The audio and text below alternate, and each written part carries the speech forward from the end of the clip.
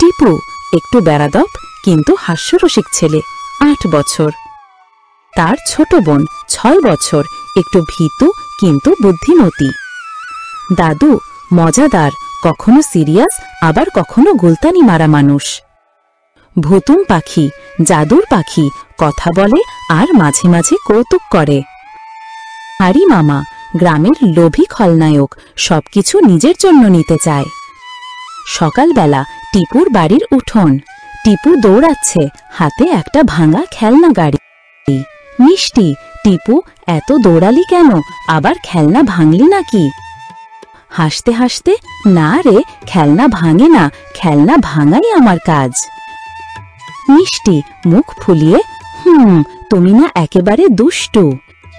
দুষ্টু না, আমি অ্যাডভেঞ্চার মাস্টার। টিপু হঠাৎ হোঁচট খেয়ে ঝোপে পড়ে যায়, মাথায় পুরনো টুপি এসে পড়ে। টিপু, আহ, এ কি, মাথায় টুপিও পড়ল, ব্যথাও পেলাম।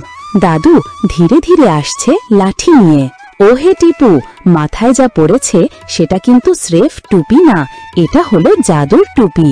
টিপু চোখ বড় করে, জাদুর টুপি মানে হিরো টুপি?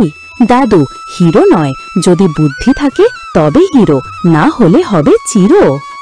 মিষ্টি হাসি চেপে, চিরো মানে? দাদু হাসতে হাসতে, মানে চিরকুট। ভুতুম পাখির আবির্ভাব। টিপু টুপি মাথায় দেয়, হঠাৎ রঙিন আলো বের হয়, ভুতুম পাখি উড়ে আসে। কুকু কুকু, হ্যালো টিপু ভাই, আমি ভুতুম, টুপির জাদুর রক্ষক।